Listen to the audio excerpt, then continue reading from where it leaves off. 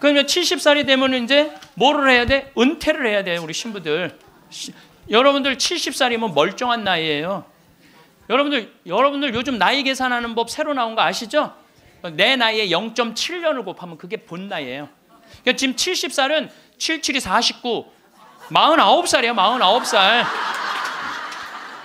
49살이라니까 70살들은 70살이에요? 잠깐 일어나 보세요. 미안하지만 일어나 보세요. 아니 괜찮아. 누가 70살이라고 그래? 49살이지. 49살이에요. 49살. 그러니까 우리가 이제 70살에 은퇴, 신부들이 70살에 은퇴를 하면은 너무 아깝잖아요. 그래서 한 달에 한 번 우리가 동창 모임을 하는데 우리 동창 신부들하고 그러는 거야. 야, 우리 은퇴해갖고 그렇게 40년 사제로 살았지만은 너무 젊은 때 은퇴한다. 우리 뭐 할까? 은퇴하면은. 그래서 내가 항상 하는 얘기가, 야, 우리 은퇴하면은 이 사주 카페는 있는데 왜 신부 카페가 없냐?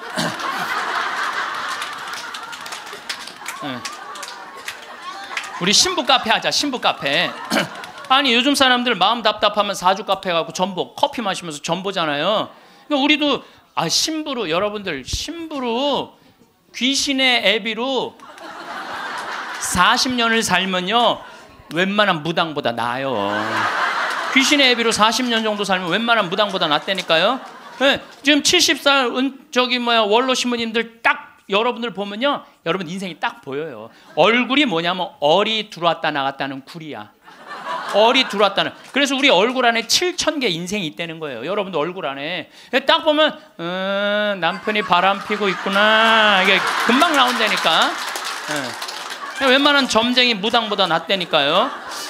저도 본당 신부하면서 무당들 세례를 많이 줬어요. 무당들이 천신, 자기가 모시는 신기가 떨어지면요 천신을 찾아온다니까요. 그래서 내가 뭐 북도 태우고 막 이거 신물도 많이 태워주고 세례도 주고, 또 어떤 무당은 유방암이 걸렸는데 67, 8쯤 됐는데 평생 이제 점을 봐준 거죠. 근데 이제 나한테 온 거예요.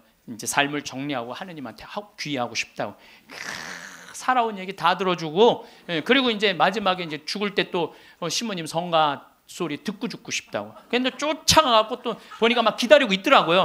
그래서 성모님 성가 듣고 싶다. 그래서 내가 막 성가 불러주는데 그렇게 해서 돌아가셨어. 그러니까 내 품에 죽은 무당도 있다니까. 내 품에 죽은. 내가 웬만한 무당보다 낫지. 웬만한 무당보다 나은 거예요. 그러면 우리가 카페 차려놓고 여러분들 본당 신부님들 면담하려고 그러면 얼마나 힘들어. 본당 신부님 바쁘고 우리 은퇴하면 시간도 많은데. 그래서 우리 잘생긴 시모니 신부가 있어요. 오늘 오후에 만날 건데, 시모니 신부 그 커피 바리스타 자격증도 있고 잘생기고 자격증이니까 시모니 신부는 커피 바리스타 하고, 그리고 나보다 7살 많은 베네딕토 신부라는데 얼굴이 못생겼어요. 네. 형은 그 정신없이 왔다 갔다 하지 말고 주방에서 나오지 말고 거기서 나오지 말고 음식하고 음식. 네. 그 다음에 뭐 담배만 피우고 뭐 아무것도 안 하는 우리 마티아 신부, 너는 청소하고. 난 이제 이게 되니까 앉아서는. 내가 장소도 다 봐뒀어요. 장소는 어디로 했냐면은 남한산성 성지가 있는데, 남한산성 성지가 새로 성당을 줘서 갔어요. 옛날 구성당이 아주 그 창호주로 잘 져놨어. 그래갖고 그 성당 터 달라고 그랬어. 여러분들 남한산성 그 근처에 또 점 보는 데도 많아요 보면. 그래갖고 이제 거기는 이제 신부 카페. 우리는 은퇴해서도 할 일이 있는 거야. 그러니까 나는 이제 뭐 대학 하라고 이제 기부금도 40억 받았으니까 나는 200살까지 살아도 일이 있어요. 200살까지. 근데 여러분들은 무슨 계획이 있느냐? 나 이걸 묻고 싶은 거예요. 무슨 계획이 있느냐? 지금 60살 되신 분들은 100살까지 살아요. 100살. 50살 되신 분들은 110살까지 살아. 110살. 40대 신부들은 120살까지 살아. 120살. 제가 20년 전에 강의하러 다니면서 여러분들은 이제 100세 시대가 옵니다. 신부님 뻥하지 말라고 무슨 100살까지 사느냐고. 근데 요즘 여러분들 100세 안보장, 100세 연금보장 나왔어요, 안 나왔어요? 100세 시대 온 거예요. 근데 올해 한 보험회사에서 무슨 상품이 나오느냐면 110세 건강 안심보험이 나왔다니까요. 그러면 이분들이 보험회사 분들이 야 100세 상품 나왔으니까 다음에 110세 할까? 이거 아니죠. 그때는 암 정복된다고 보는 거예요. 그리고 그때는 치매도 어느 정도 잡는다고 보는 거예요. 혈압, 당뇨 다 잡는다고 보는 거예요. 그러니까 그래 60년 후야. 60년 후인데 여러분들 1년에 0.5년이 늘어나. 1년에 0.5년 평균. 그러니까 지금 86세가 가장 많이 죽는 나이래요. 86세가. 근데 2020년에는 몇 세에 가장 많이 죽느냐면 90세에 가장 많이 죽는데 2020년. 그럼 2020년이면 몇 년 후에? 6년 후야. 6년 후. 그럼 여기 60살 되신 분들 66살 되면은 90세가 가장 많이 죽는다 그러면 그분들 몇 살까지 살 것 같아요? 100살은 그냥 가는 거. 60세들은. 50세들은 110살 가는다니까. 아직 산 것도 아니라니까 여러분들. 40살들은 20년 더 살고 60년을 더 살아요. 60년. 그런데 며칠 전에 소련 러시아에서 먹으면 120살까지 사는 알약을 개발했대요. 미토콘트리아라고 우리가 이렇게 장도 늙어가고 늙어가면서 노화가 진행인데 그걸 먹으면 그 노화 진행 속도를 그렇게 늦출 수가 있다는 거야. 10년 후부터 시판한다는 거야. 120살까지 사는 일이 벌어지는 거야. 120살. 그러면 이거 어떻게 되는 거야, 이거? 이거 보통 심각한 문제가 아니라니까 여러분들. 지금 웃을 일이 아니에요, 지금. 웃을 일이 아니에요. 예, 심각한 거예요. 3년 전에 우리나라가 100살 이상이 1,700명 선에서 왔다 갔다 했어. 3년 전에. 여자가 1,600명, 남자가 100명. 3년 전에 100살 이상이. 예. 그런데 올해 내가 인구 통계청에 들어가서 자료를 뽑아보니까 올해는 100살 이상이 몇 명이냐면 14,000명이에요. 14,000명. 3년 만에 100살 이상이 10배가 늘어난 거예요. 10배가 늘어났어요. 90에서 100살까지는 몇 명이냐면 13만 4천 명. 80에서 90살까지는 몇 명이냐면 97만 명. 그 다음에 60에서 70살까지는 270만 명. 그래서 65세 이상이 몇 명이냐면 정확하게 49만 명인데 650만 명이에요. 650만. 65세 이상이 650만 명. 초등학교 애들이 270만 명. 270만 명. 그러니까 초등학교 애 하나에 할머니 셋이에요. 지금 그런 세상이 됐다니까요. 우리는 어렸을 때 길에 나가보면요, 애들이 바글바글했어요. 구슬치기, 딱지치기, 담방구, 자치기. 낮에만 그렇게 돌아다녀서 밤에 깡통 돌리게 해보면 온 놈들이 다 깡통 돌리고 다녔어요. 근데 요즘 길에 나가면 애들 하나도 없어요. 어딜 돌아다니는지. 누구만 돌아다니? 할머니, 할아버지들만. 할머니가 길에 꽉 찼어. 또 할머니들이 어서 유모차 주사 유모차를 밀고 온 세상을 다 다녀. 유모차를 밀고 온 세상을 다 다녀. 유모차를 밀고 무슨 뭐 놀이터, 슈퍼마켓. 그래서 여러분들 무슨 현상이 있느냐면요, 그 노인정 앞에 가보세요. 유모차가 10대씩 끝나고 나면 밀고 다 집에 가고. 이거 어떻게 할 거예요?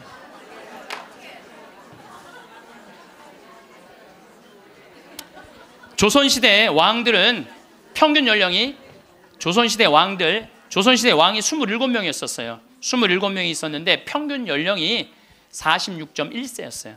왕들이 길게 살아야 46. 왕자고 공주들, 관리 잘한 왕들은 46.1세. 관리 잘 안 하고 왕자도 큰 왕자들 있잖아요. 왕 못된 왕자들. 그거 평균 나이라면 36세야. 평민들은 조선시대 35세. 평균 나이 35세.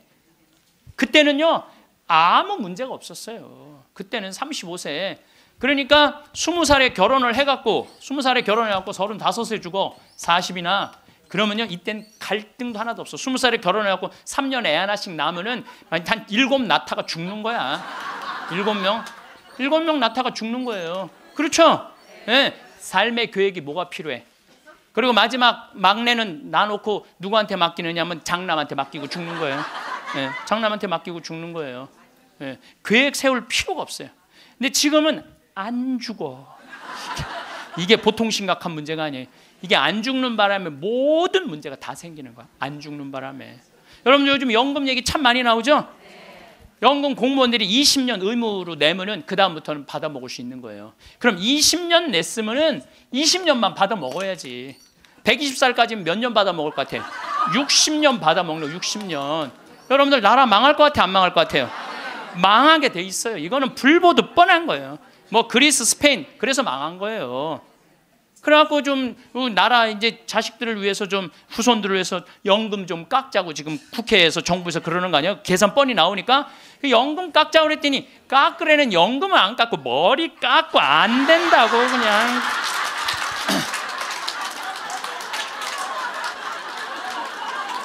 아니 누가 연금 깎자고 그랬지 머리 깎자고 그랬어? 그런데 여러분들 이게요, 이게 웃지도 울지도 못할 일이에요. 웃지도 울지도 못할 일이야. 이게 지금 이게 지금 우리나라가 지금 무대책이야. 무대책.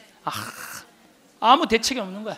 그래서 연금 문제에 걸리지. 치매가 우리나라가 지금 58만 명이에요. 여러분들 35살 때 죽을 때 치매 걸려요? 이땐 치매 걸릴 시간도 없어요. 근데 지금 80, 90 방에 가만히 앉아 있으면은요, 네가 누군지 내가 누군지도 모르고 그냥 이러고 있는 거예요. 네가 누군지 내가 누군지도 모르고. 그러면 치매가 이렇게 있으면은 이 한 집에 5, 6 매달려 있다고 보면은 300만 명이 치매 때문에 고통을 겪고 있는 거예요. 모든 문제는 안 죽어서 생기는 문제예요. 내가 삶을 어떻게 살아갈 것이냐, 이거 보통 생각해야 되는 거 아니에요.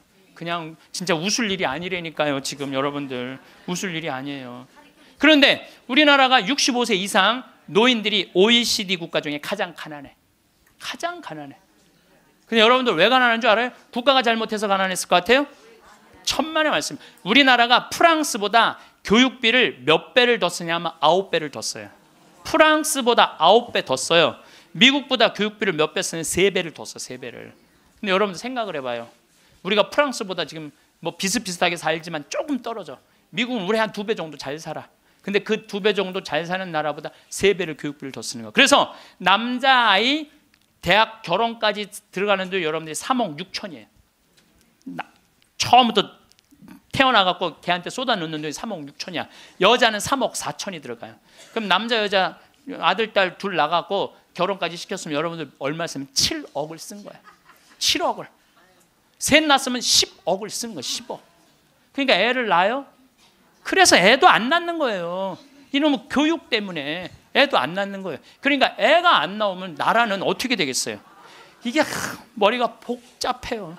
내가 보기엔 정치인들 머리가 지끈지끈할 거야 아마. 그 생각을 해보면은. 그러니까 65세 넘어가고 OECD 국가 35개 나라 중에 우리나라가 노인이 가장 가난해. 쓸 돈이 없는 거야. 자식들한테 다 쓰고. 그리고 요즘 애들은요 1등 아니면 패배자야 다. 그러니까 대기업에 취직 안 하면 아무데도 취직 안 하는 거야. 그리고 대기업 안 갈 바야 200만 원 받고 일 안 한다 이거야. 그러니까 집에서 논다는 거야. 그럼 노는 놈 누가 책임져야 돼? 부모가 아니 어제도 저녁 먹으면서 들은 얘기인데 엄마 아빠가 다 교직이래. 그래서 연금이 700만 원 정도 나온대요. 그렇게 친구 중에 제일 연금이 많이 나온대. 상전 밥 한 번, 술 한 번을 안 낸다는 거야. 친구들이 막 욕을 한다는 거야. 너는 이 새끼야 밥 한 번 안 사냐. 그렇게 연금이 많은데 근데 한 친구한테 술 한 번 하자 그러면서 울면서 그러더래요. 애들이 둘 다 명문대학을 나왔는데 대기업 몇 번 보내 떨어지더니 집에서 놀고 있다는 거야. 걔네들 생활비로 600만 원을 대준다는 거야. 자기가. 그 자기네들이 100만 원을 가지고 쓴다는 거. 100만 원을 가지고. 그러니까 친구들 뭐 사주고 싶어도 사줄 수가 없다는 거예요. 100만 원 갖고 생활해야 되니까. 이게 지금 대한민국이 지금 정신이 나가도 한참 나간 거예요. 보통 문제가 아니라니까요. 안 죽어서 문제, 애들 일 안 해서 문제, 애 안 낳아서 문제. 참 큰 문제야. 그러니까 여러분들은 내가 어떻게 살아갈 것인가 이 계획을 잘 세우셔야 돼요. 잘 세우셔야 돼. 예. 또 이 나이를 먹어갖고 어떤 문제가 있느냐면은 70세 드신 분들 이 경제적인 문제가 지금 가장 심각한 문제고 또 하나는 무기력증에 빠져요. 사는 게 재미가 하나도 없어. 돈이 있어야지 어디 돌아다니까. 돈이 있어야지. 돈도 없고 돌아다니지도 않지. 집에 하루 종일 있는 거야.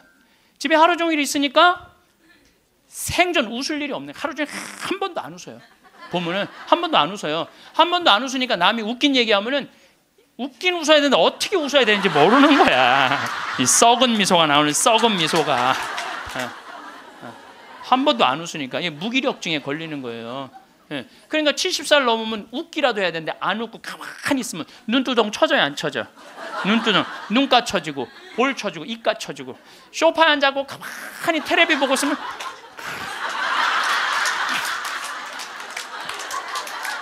소파에 앉아고 테레비만 째려보고 있는 거야. 아니 테레비가 뭘 잘못했다고. KBS 한번 째려보고, MBC 한번 째려보고, SBS 한번 째려보고, 평화방송 한번, 평화방송 볼 때 더 째려봐. 저 무슨 얘기하는 건가. 뭐 애들 다 떠나고, 여러분들 애들 다 떠나고 남편하고 있으면 뭐 깨가 쏟아질 것 같아요?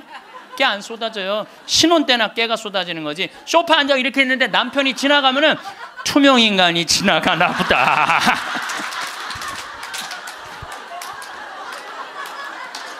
사는 게 재미가 하나도 없는 거예요. 그 어떤 신부님하고 수녀님이 눈보라를 맞아갖고 산을 가는데 헤매다가 이제 오두막집을 발견한 거예요. 발견했는데 다행히 침대가 하나 있고 그 다음에 침낭이 있는 거야. 담요는 이제 바닥 옆에 있고. 그래서 신부님이 수녀님 침대가 하나밖에 없으니까, 나는 남자니까 수녀님은 침대에서 주무시고 나는 침낭에서 자겠다고. 그래갖고 이제 이렇게 이제 겨우 이제 그 어른 몸을 녹이고 신부님이 침낭에 이렇게 자꾸로 올리고 잘라 그러는데 수녀님이 신부님 저 너무 추워요 그러는 거예요. 그래갖고 신부님 어떻게 해? 자꾸를 열고 다시 나가갖고 담요를 하나 이제 갔다가 이제 수녀님 덮어줬어. 수녀님 이제 따뜻할 거라고. 그래갖고 이제 다시 이제 들어와갖고 이제 침낭을 딱 이렇게 해갖고 좀 잠을 막 들어갈 때 수녀님이 신부님 저 정말 추워요 그러는 거예요. 짜증이 나는데 어떻게 해? 남자인데. 그래갖고 다시 이걸 열고 다시 담요를 하나 수녀님 덮어. 수녀님 진짜 이제 따뜻할 거라고. 그래갖고 이제 겨우 잠을 일어나. 신부님 저 정말 추워요 그러는 거예요. 신부님이 딱 일어나서 수녀님 사실은 여기 우리 둘밖에 없다. 아무도 우리 둘이 있는 거 모른다. 그러니까 수녀님 우리 부부처럼 오늘 밤을 좀 지내자. 그랬더니 수녀님 아우 좋아요 그랬어요. 수녀님이 아우 좋아요. 그래 아유 좋아요. 그래서 그럼 부부처럼 하는데 내가 지금부터 말을 좀 하겠다. 수녀님 그 수녀님 말을 내가 빼겠다. 당신 자꾸 짜증나게 할 거야? 그 빌어먹을 담요 당신이 갖다 덮어. 나 잠 좀 자게 나도 좀. 여러분들 부부가 이게 다정하게 이렇게 살다가 늙으면 좋은데 서로 맨날 짜증이 나느니 뭐 지겹대느니 이런 소리 하면은요 늙어서 한 집에 살아도요 있으나 마나요. 있으나 마나야. 하루 종일 혼자 테레비. 이제 저녁에 며느리가 어머니 식사하세요. 방문 땅땅 두들겼는데 또 이 시어머니 또 전기세 또 불은 깜깜하게 꺼내. 째려보던 눈빛 그대로 파란 테레비 불빛에 밥 먹으라고 이렇게 째려보면요 며느리가 심장이 땅땅 떨어지는 거예요. 사람은요 눈꼬리가 올라가지 이쁜 거야. 입꼬리가 올라가지 이쁜 거예요. 그래서 젊은 사람이 웃을 때 시원한 게 눈꼬리가 올라가고 입꼬리가 올라가서 시원한 거예요. 내가 이렇게 젊은 사람은 눈에 확 띄어요. 눈꼬리 쫙 올라가고 입꼬리 올라가서. 또 나한테 강의 들어오면 그냥 와. 신부님한테 온다고 연필로 막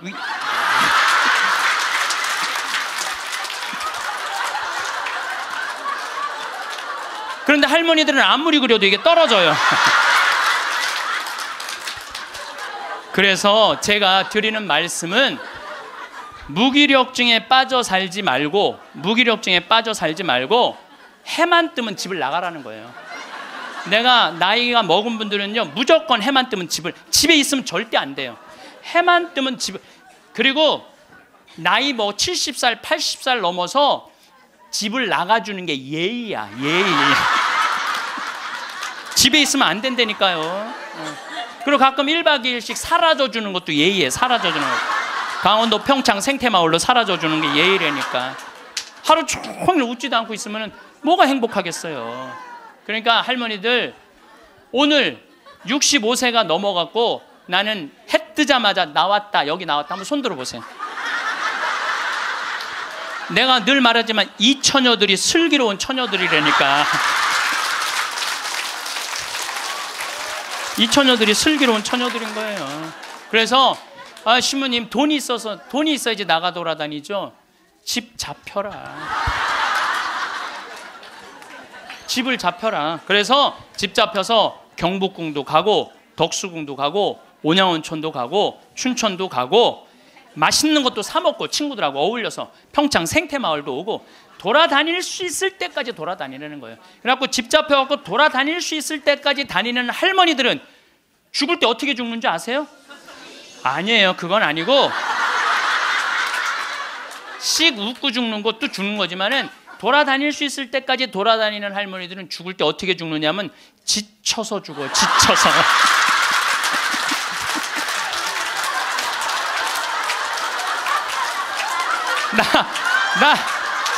그러니까 95살쯤 돼갖고 나 도저히 못 돌아다니겠다. 나 힘들어서 도저히 나 이제 가야 되겠다. 그러면서 씩 웃으면서 죽는 거 지쳐서.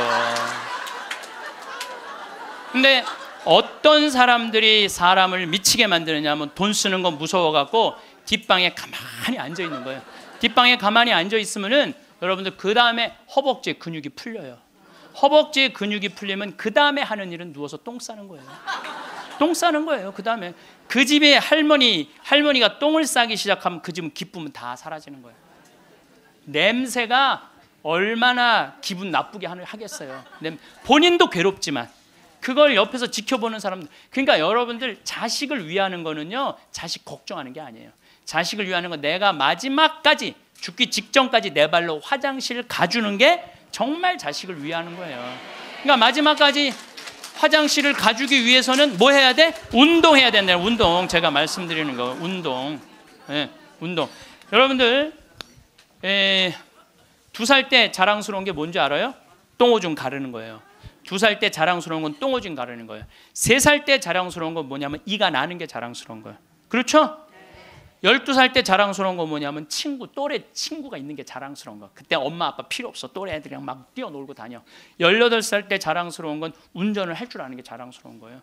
20살 때 20대 때 자랑스러운 건 애인이 있는 게 자랑스러운 거예요. 애인이 있는 게 35살 때 자랑스러운 건 돈을 버는 게 자랑스러운 거예요. 50살 때 자랑스러운 건 뭐가 자랑스러운? 돈이 많은 게 자랑스러워요.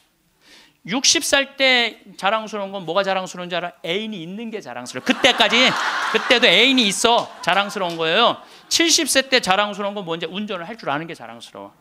75살에 자랑스러운 건 같이 여행 다닐 친구가 있는 거, 같이 밥 먹을 수 있는 친구가 있는 게 자랑스러워요. 80세 때 자랑스러운 건 뭔지 아세요? 이가 남아있는 게 자랑스러워. 이가 남아있는 게. 85세 자랑스러운 게 뭔지 알아요? 똥오줌을 가릴 줄 아는 게 자랑스러운 거예요. 85이 돼서도 내가 똥오줌을 가릴 수 있다. 그건 자식들한테 최고의 선물이에요. 그래서 뭐를 하라? 운동을 해라. 제가 작년에 아프리카 잠비아 무프리나라는 지역을 다녀왔습니다.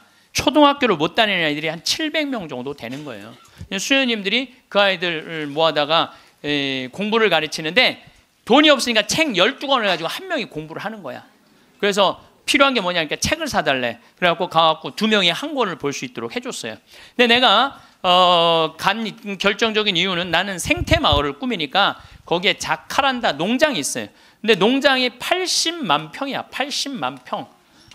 80만 평인데 수녀님이 2만 평밖에 농사를 안 짓고 있는 거예요. 그래서 내가 수녀님한테 물어봤어요. 수녀님, 이거 농사 다 지면은 보육시설, 병원, 그 다음에 학교 다 운영할 수 있을 텐데 왜 2만 평밖에 못 꾸미고 있느냐? 그랬더니 신부님, 우리는 맨손으로 농사 짓는다는 거예요. 포크레인도 없고 트랙터도 없고 경운기도 없어서. 여러분들 맨손으로 농사 지면요, 한 사람이 1000평 이상 못 져요. 얼마나 농사가 힘든데요. 내가 생태학교 운영했을 때 학생들 입학을 많이 해요. 막 20명, 30명. 내가 물어봐요. 생태학교에 왜 입학했습니까? 제가 이제 은퇴를 해서 예전에 땅을 한 4000평 사둔 게 있는데 그거 이제 농사 지으려고 농사 배우러 들어왔습니다. 그럼 한번 해봅시다. 그래갖고 이제 3월 한 달 동안 모종 내고 거름 뿌리고 막 해요.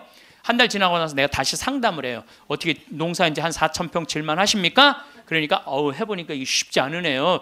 한 1000평 정도 할 수 있을 것 같아요. 그래요. 3월, 4월, 5월, 더운 이제 6월 이제 지나고 나서 학생들 여름방학 할 때 제가 물어봐요. 이제 한 몇 평이나 농사 질 수 있을 것 같으냐고. 그러니까 이분들이 하는 얘기가 한 10평 질 수 있을 것 같아요. 10평. 맨손으로 농사 짓는 게 진짜 힘들어요. 근데 수녀님이 거기서 맨손으로 농사를 짓고 있는 거야. 그러니 포크레인도 없고 트랙터도 없고 경운기도 없다는 거야. 수녀님 얼마면 되겠냐가 2억이면 되겠대. 걱정하지 말아라.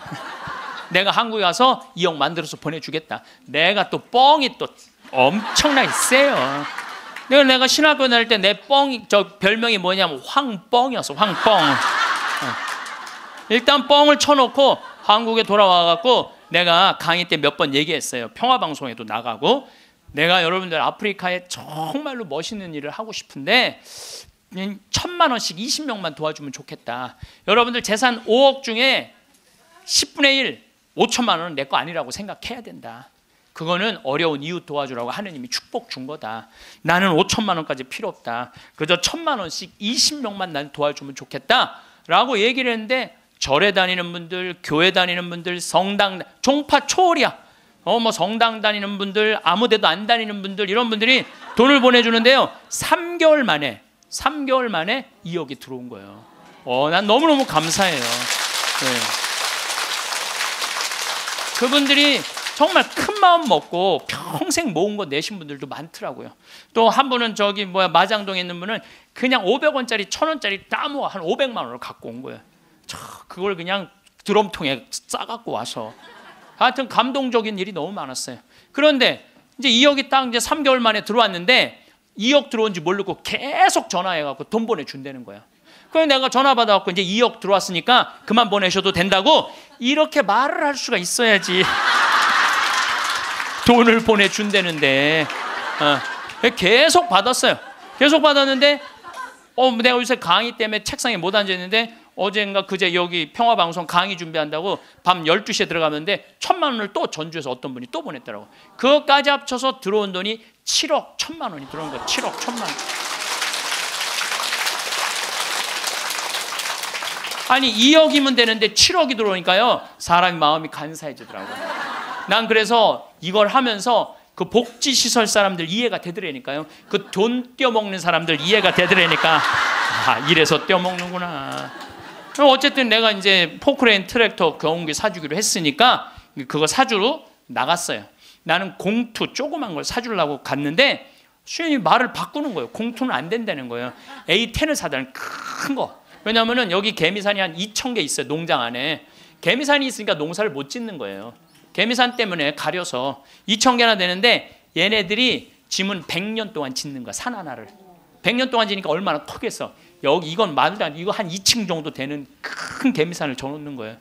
그럼 거기다 농사를 지려면 이게 보통 하나에 100평 정도 차지하고 있거든요. 그 농사를 지려면 장정 둘이서 꽃갱이로 한 달을 뽀개야 그거 하나를 뽀개는 거야. 그 2,000개를 언제 뽀개? 그래서 포크레인을 사달라는 건데 공투를 사주면 바가지를 꼽으면은 그 개미산을 포크레인 못 이겨요. 그래갖고 포크레인이 넘어진다는 거예요. 사달라면 1m 20짜리 큰 거 사달라는 거예요. 공투는 한 7천만 원이면 되거든요. 근데 그냥 A10을 사러 나갔더니 2억 8,700이야. 돈 좀 떼어먹어 보려고 그랬더니 떼어먹을 돈이 없는 거야. 그것도 우리나라 포크레인을 사주려고 그랬더니 우리나라 건 안 된대. 서비스 포크레인은 하면서 호수라는 게 막 터져요. 이렇게 연결되어 있는 게 큰 기계를 하니까 그거를 고치는 거는 볼보밖에 없는 거야. 그래서 볼보로 살려고 그랬더니 엄청 비싼 거예요. 그래갖고 어떻게 약속을 했으니까 2억 8,700짜리 포크레인 샀어요. 그 트랙터 6천만 원짜리 사고 경운기 2대 1,200만 원짜리 사서 작년에 11월 달에 인천항에 가서 택배로 붙였어. 또 이 포크레인이 너무 크니까 포크레인을 잘라요. 난 또 포크레인 자르는 거 처음 알았어. 포크레인을 잘라갖고 컨테이너 2대 나눠서 보낸 거야. 기술자를 보내갖고 붙이는 기술자도 보내고. 근데 여러분들 포크레인하고 트랙터만 보면 걔네들 알아서 일해요? 기술자도 따라가야 되네. 작년 11월 달에 포크레인 트랙터 택배로 붙일 때 기술자 둘도 택배로 붙였어. 그냥. 그런데 이 기술자들 둘 한 달 월급 완전히 기계를 고칠 줄 아는 기술자를 찾아서 보내야 되니까 둘 한 달에 800만 원이에요. 그 1년 쓰면 1억 아니야. 돈이 팍팍 줄어드는 거야. 이제 그거 이제 끝나고 난 다음에 거기 걔네들이 그냥 기술자가 따라가면 알아서 해요. 기름 대야 되잖아요. 기름도 한 달에 1,000만 원씩 되는 거예요. 기름도 한 달에 1,000만 원씩. 예, 기름도 한 달에 1,000만 원씩. 돈이 막 완전히 줄어드는 거야. 근데 수녀님이 내가 처음에는 빈말인 줄 알았대요. 2억 보내주겠다고. 근데 포크레인 보내지, 기술자 보내지, 기름값 보내지. 그러니까 수녀님이 자신감이 생겼나 봐. 신부님 귀양 도와주실 거 우리가 닭을 팔고 싶은데 지금 잠비아는 여름이에요. 45도까지 올라가요. 그러니까 보통 1시간 거리에 닭 못 파는 거야. 상하니까. 그러니까 신부님 냉동고를 보내주면은 닭을 팔 수 있을 것 같다는 거야. 얼마냐니까 2,200만 원이래. 뭐 2,000이면 돈도 아니지만 1억씩 막 나가는데 걱정하지 말아라. 내가 보내주겠다. 내가 보내줬어요. 냉동고를 보내줬더니 수녀님이 너무 신난다는 거예요. 왜 신나냐 그러니까 한 마리도 못 팔던 닭을 한 달에 1,200마리씩 판다는 거예요. 1,200마리씩. 그런데 수녀님이 또 전화를 해서 신부님 문제가 생겼다는 거야. 무슨 문제가 생겼냐니까 닭을 너무 많이 팔다 보니까 닭장이 모자라는 닭장이. 닭장 줘달래. 닭장. 그래서 얼마면 되냐 그러니까 1억이면 된대. 좋다. 이제 들어온 돈이 다 나가게 생긴 거 이제. 좋다. 닭장 줘주겠다. 그래서 작년에 이제 벽돌 찍는 기계, 닭털 뽑는 기계 다 보내줘서 그래갖고 이번 여름에 대학생들 20명을 데리고 가서 닭장을 줘주고 왔어요. 내가 이번에 우리 대학생들 20명을 데려와서 너무너무 놀랐어요. 왜냐하면 엄마들이 얘네들 문제 있어서 얘네들 고생시킨다고 보냈는데 걔네들이 가서 일하는 걸 보는데요. 너무 잘하는 거예요. 너무 즐겁게. 그러니까 걔네들은 다 내가 보니까 몸으로 살 놈들을 머리로 살라고 그러니까 걔네들이 힘든 몸으로 사냐 얼마나 너무너무. 그래서 얘네들이 닭장 다 줘주고 닦아놓은 땅이 10만 평이야. 10만 평. 야, 나는 이번에 정말 감동받았어요. 그리고 이제 아줌마 3명이 따라갔어요. 한 70명이 지원을 했어요. 20명 데려가야 되는데 뭐 70대, 60대, 50대, 40대, 20대만 싹 뽑고 나머지는 다 이제 제하고 60대 아줌마 3만 모시고 갔어요. 지원한 분들. 왜 모시고 갔겠어요? 밥 해주는 거. 밥 해주는 거. 근데 그 3분도 음식을 너무너무 맛있게 잘하더라고요. 하여튼 이번에 근데 이제 그것만 한다고 되는 게 아니잖아요. 그 닭장은 기술이 필요하거든요. 그래서 이제 우리 생태마을에 그 집을 져주는 신자도 아니야. 그냥 산적같이 수염 이렇게 막 이런 사람한테 그 김 사장한테 당신 내가 한 달 월급 줄 테니 아프리카에서 닭장 져주고 오는데 기술자가 필요하니까 가서 닭장지로 가자. 그랬더니 이분이 하는 말이 신부님 무슨 말을 그렇게 하느냐고. 나도 저 친구들도 저렇게 한 달 봉사로 가는데 나도 가서 돈 안 받고 자원으로 하겠다는 거야. 그러니까 예수님이 주님 주님 한다고 다 천국에 가는 게 아니다. 내 말을 실천하는 사람이라야 천국에 간다는 말. 나 그 김 사장을 보면서 그런 생각이 들더라고요. 가서 그러니까 이번 여름에 저도 이제 가서 싹 져주고 왔어요. 그랬더니 수녀님이 신부님 도대체 우리한테 왜 이러는 거냐는 거예요. 나 그 수녀님들 본 적이 없거든요. 근데 작년에 내가 가서 그 수녀님들을 보고 감동을 받은 거예요. 왜? 수녀님 10분이 잠비아에 가서 16년 동안 한국 수녀님들이 그들을 위해서 사는 거야. 그냥 뭐 샤워를 한번 하려고 그러면 물도 안 나와요. 그리고 여러분들 잠비아가 더운 게 아니에요. 6, 7월 달은요 추워요. 파카 입고 다녀야 돼요. 털옷 입고 다녀야 돼. 근데 샤워를 한번 해보려고 그러면 물이 그냥 나오다가 그냥 비는 물에 같이 떨어져. 멈추고. 그렇게 불편한 데를 수녀님 10분이 16년 동안. 수녀님 38살 먹은 나탈리아라는 수녀님은 가자마자 말라리아 그래서 죽었어 또. 그냥 내가 무덤에 가봤더니 사진을 이렇게 해놨는데 예쁘게 생겼더라고 또. 참. 그러니까 옆에 동료 수녀님이 죽어가는데도 불구하고 이 수녀님들이 그들을 위해서 16년 동안 살았으니 이건 수녀님으로 안 보이는 거야. 작은 예수님으로 보이는 거야. 내가 이분들을 도와주지 않으면 나중에 큰 예수님한테 혼나겠다는 생각이 들더라고. 그래서 수녀님이 신부님 우리한테 도대체 왜 이러느냐고 그러길래 내가 한마디 했어. 수녀님 무슨 말을 이렇게 섭섭하게 하느냐고. 같은 업종에서 일을 하면서 무슨 말을 이렇게 섭섭하게 하느냐고. 수녀님도 하느님이라고 나도 하느님이라는데 내가 수녀님 도와주는 거 당연한 거 아니냐고. 그랬더니 수녀님이 또 전화를 해서 신부님 추장이 만나잔다는 거예요. 무슨 추장이 많냐. 아직도 잠비아에 추장이 많대요. 근데 추장 한 분이 천주교 신자 추장이래요. 거기는 한 20%가 천주교 신자들 잠비아는. 근데 그 추장이 땅이 6억 평이 있대. 6억 평이 있대. 6억 평이. 그래서 수녀님 좋은 일 한다고 500헥타를 준다는 거예요. 그러니까 우리나라 150만 평, 450만 제곱미터 엄청난 큰 걸 준다는 거예요. 신부님이 어떻게 할까 전화를 했어요. 수녀님 그거 일단 받아두라고 그거. 그랬더니 이 창설자 수녀님이 독일 수녀님인데 이수님 날 직접 찾아오셨어요.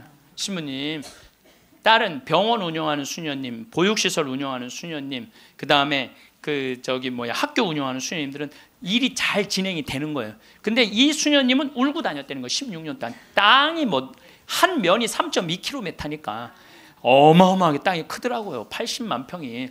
근데 이 넓은 거를 수녀님 무슨 재주로 해? 돈은 없지, 일은 하고 싶지, 16년 동안 울고 다녔다는 거예요. 근데 요즘 이 수녀님이 웃고 다닌다는, 웃고 다닌다. 그리고 친구 수녀들한테 이렇게 말한대요. 이것들아, 눈물로 씨 뿌리던 사람들이 기쁨으로 곡식을 거두리다, 이러고 다닌다는 거예요.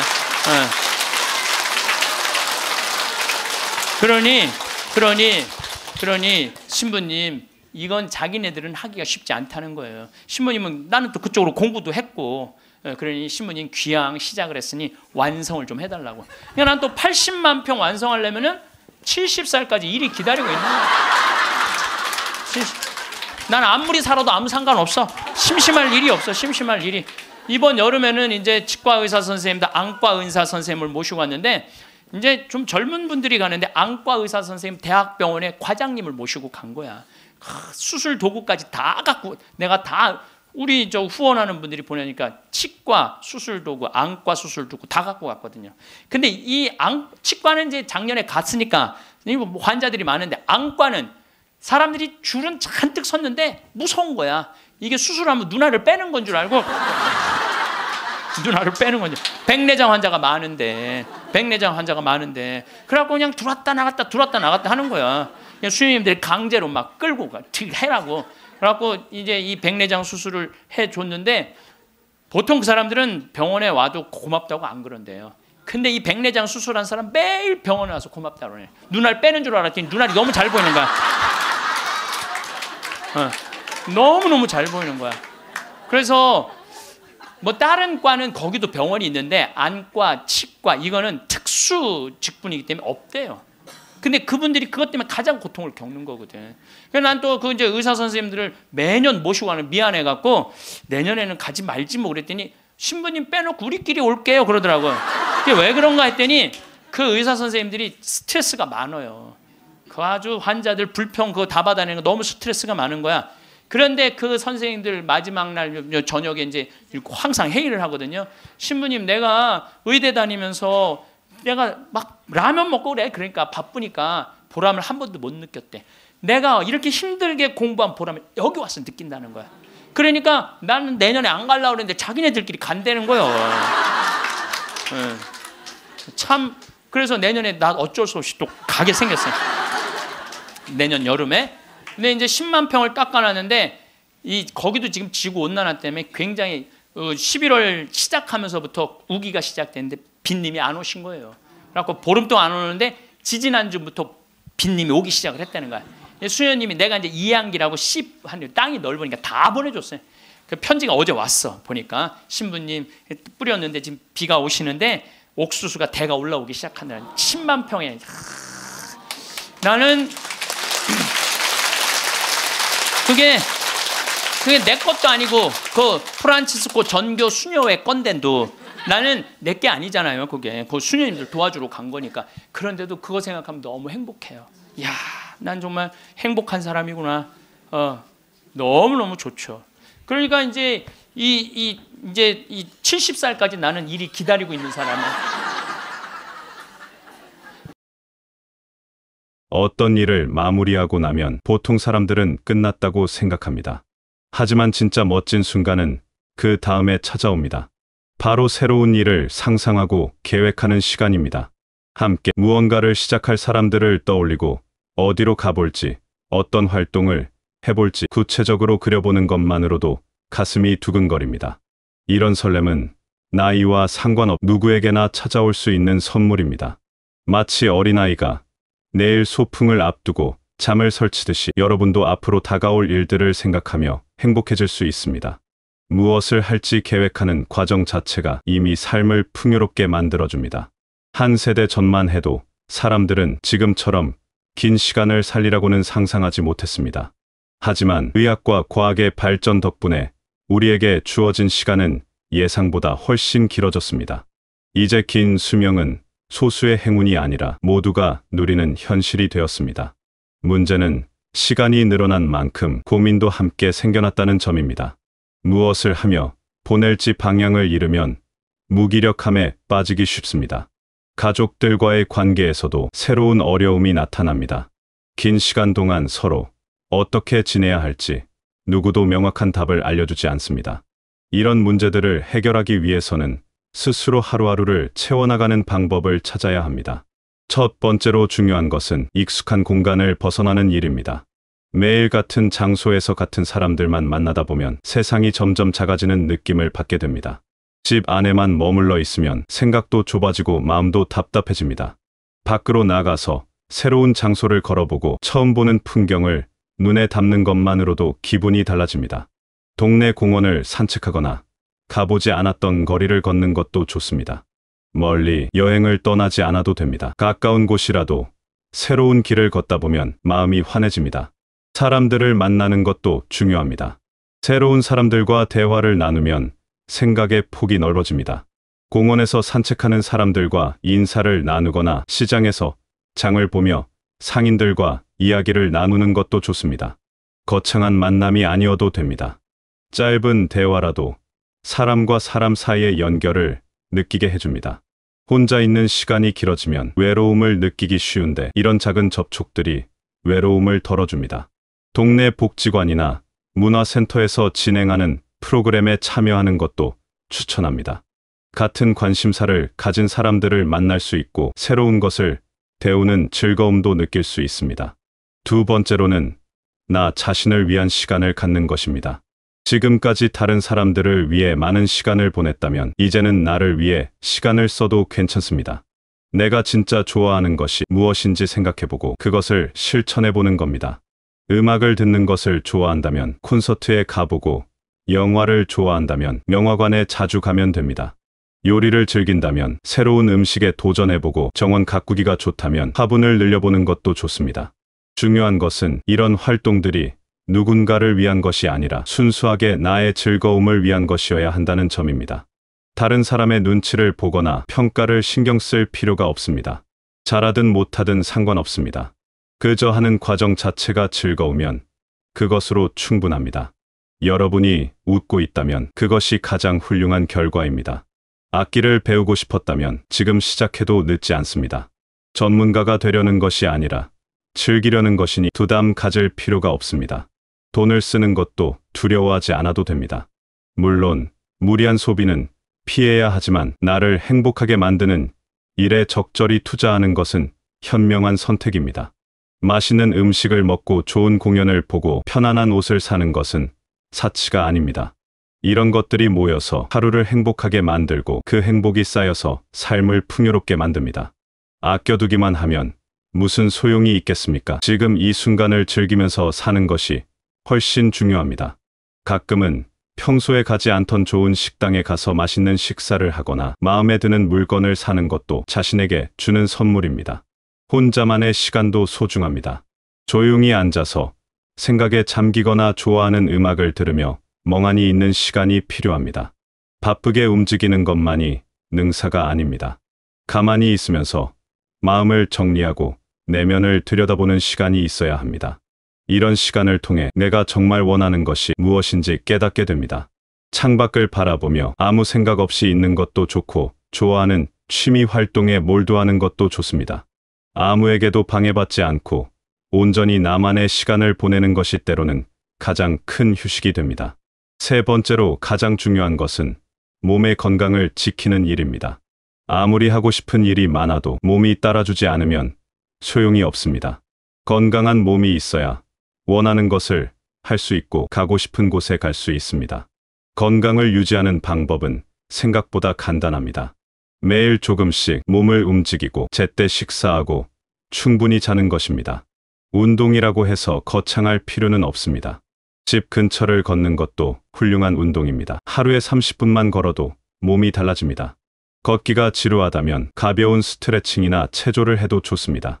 중요한 것은 매일 규칙적으로 하는 것입니다. 하루 이틀 건너뛰면 다시 시작하기 어려워집니다. 날씨가 나쁘거나 몸이 피곤한 날도 있겠지만 가능한 한 매일 조금씩이라도 움직이려고 노력해야 합니다. 집 안에서라도 제자리 걸음을 하거나 간단한 맨손 체조를 하면 됩니다. 걷기는 특별한 장비나 기술이 필요 없는 최고의 운동입니다. 편한 신발만 신으면 언제 어디서나 할 수 있습니다. 아침 일찍 공원을 걷는 것도 좋고 저녁 식사 후 동네를 한 바퀴 도는 것도 좋습니다. 걸으면서 주변 풍경을 구경하고 계절의 변화를 느끼면 마음도 편안해집니다. 혼자 걷기 싫다면 가족이나 친구와 함께 걸으면 됩니다. 이야기를 나누며 걷다 보면 시간이 금방 갑니다. 식사도 신경 써야 합니다. 귀찮다고 대충 먹거나 건너뛰면 안 됩니다. 제철 채소와 과일을 충분히 먹고 단백질도 적절히 섭취해야 합니다. 물도 자주 마셔야 합니다. 음식을 만들어 먹는 과정 자체가 하나의 즐거운 활동이 될 수 있습니다. 새로운 요리법을 시도해보거나 좋아하는 음식을 정성껏 만들어 먹으면 기분이 좋아집니다. 시장에 가서 신선한 재료를 고르는 것부터 즐거움이 시작됩니다. 색깔 고운 채소들을 보고 있으면 저절로 기분이 좋아집니다. 혼자 먹더라도 식탁을 정갈하게 차리고 천천히 음미하며 먹는 습관을 들이면 좋습니다. 급하게 먹으면 소화도 안 되고 음식 맛도 제대로 느낄 수 없습니다. 한 끼 한 끼를 소중하게 대하는 마음이 필요합니다. 밥을 먹는 것은 단순히 배를 채우는 행위가 아니라 몸과 마음을 돌보는 의식입니다. 수면도 중요합니다. 잠을 충분히 자야 몸이 회복되고 머리가 맑아집니다. 밤에 잠이 안 온다면 낮 동안 활동량을 늘리고 저녁에는 자극적인 것들을 피하는 것이 좋습니다. 규칙적인 수면 패턴을 유지하면 자연스럽게 잠이 옵니다. 매일 비슷한 시간에 자고 일어나는 습관을 들이는 것이 중요합니다. 낮잠을 너무 오래 자면 밤에 잠이 안 오니 주의해야 합니다. 건강검진도 정기적으로 받아야 합니다. 몸에 문제가 생기기 전에 미리 발견하고 관리하는 것이 중요합니다. 작은 증상을 무시하지 말고 이상하다 싶으면 병원에 가보는 것이 좋습니다. 건강은 한번 잃으면 되찾기 어렵습니다. 예방이 최선의 치료입니다. 정기적으로 혈압을 재고 혈당을 체크하는 것도 필요합니다. 약을 먹어야 한다면 꼬박꼬박 챙겨 먹어야 합니다. 몸을 건강하게 유지하면 마음도 건강해집니다. 몸과 마음은 따로 떨어져 있지 않습니다. 몸이 아프면 마음도 우울해지고 마음이 힘들면 몸도 약해집니다. 반대로 몸이 건강하면 자신감이 생기고 긍정적인 생각이 늘어납니다. 무엇이든 할 수 있다는 느낌이 들고 새로운 도전이 두렵지 않게 됩니다. 가벼운 몸으로 하루를 시작하면 모든 일이 즐겁게 느껴집니다. 친구들과 만나서 함께 운동하는 것도 좋은 방법입니다. 혼자 하면 작심삼일이 되기 쉽지만 누군가와 함께하면 오래 지속할 수 있습니다. 서로 격려하고 응원하면서 운동하면 더 즐겁고 효과도 좋습니다. 운동 모임에 참여하거나 함께 산책할 친구를 찾아보는 것은 어떨까요? 약속이 있으면 귀찮아도 나가게 되고 한번 나가면 운동하게 됩니다. 긴 시간을 행복하게 보내는 비결은 멀리 있지 않습니다. 먼 미래를 걱정하며 불안해하는 것보다 지금 이 순간을 충실하게 사는 것이 훨씬 중요합니다. 오늘 하루를 잘 보내면 내일도 잘 보낼 수 있습니다. 하루하루가 쌓여서 한 달이 되고 1년이 되고 긴 시간이 됩니다. 거창한 계획을 세우고 큰 결심을 할 필요가 없습니다. 그저 매일 작은 것들을 실천하면 됩니다. 아침에 일어나서 창문을 열고 신선한 공기를 마시는 것부터 시작하면 됩니다. 간단한 스트레칭을 하고 맛있는 아침을 먹고 밖으로 나가 햇빛을 쬐는 것만으로도 하루가 달라집니다. 좋아하는 사람에게 연락하고 반가운 얼굴을 보고 따뜻한 대화를 나누면 마음이 풍요로워집니다. 저녁에는 하루를 되돌아보며 잘한 일들을 생각해 봅니다. 작은 성취라도 스스로를 칭찬해 주는 것이 좋습니다. 오늘 30분을 걸었다면 잘했다고 말해주고 맛있는 식사를 만들어 먹었다면 수고했다고 격려해 줍니다. 친구와 즐거운 시간을 보냈다면 행복한 하루였다고 감사해야 합니다.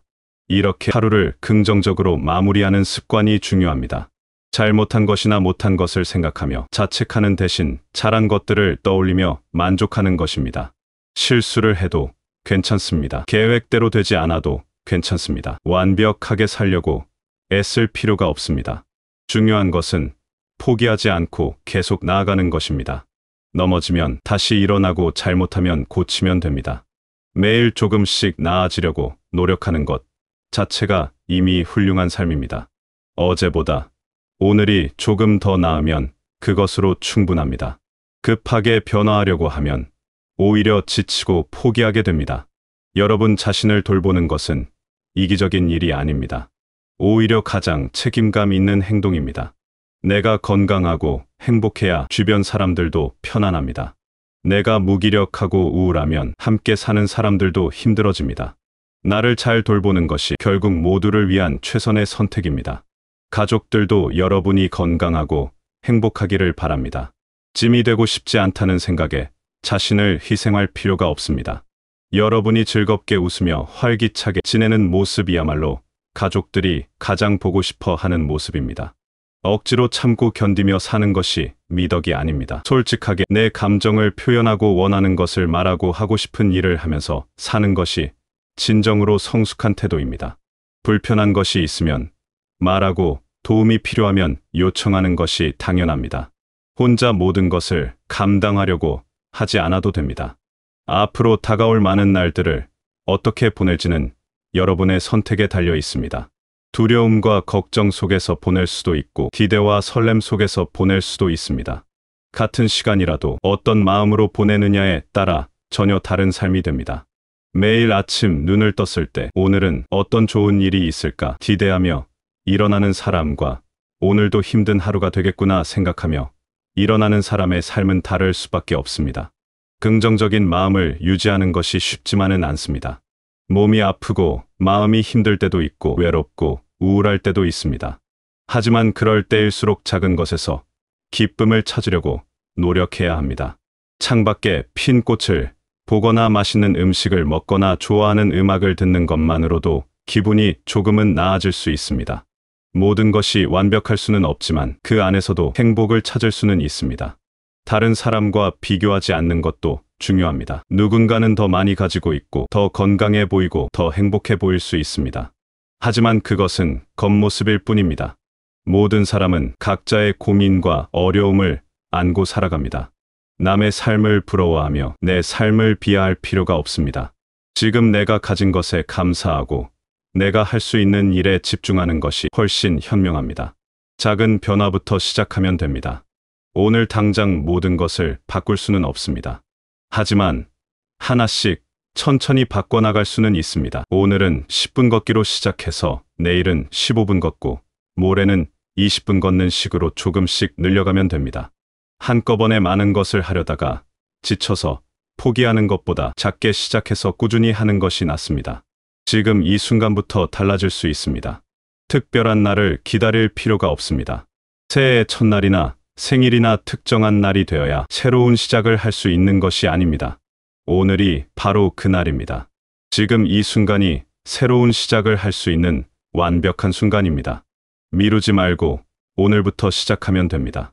여러분의 하루하루가 기쁨과 보람으로 가득 차기를 바랍니다. 건강한 몸과 평온한 마음으로 하고 싶은 일들을 마음껏 하며 사랑하는 사람들과 행복한 시간을 보내시길 바랍니다. 매일 아침 기대를 안고 하루를 시작하고 저녁에는 감사한 마음으로 하루를 마무리하는 삶을 살아가시길 바랍니다. 힘든 날도 있고 지치는 날도 있겠지만 그럴 때마다 여러분 스스로에게 다정한 말을 건네주시길 바랍니다. 앞으로 다가올 모든 날들이 여러분에게 선물과 같은 시간이 되시길 바라겠습니다.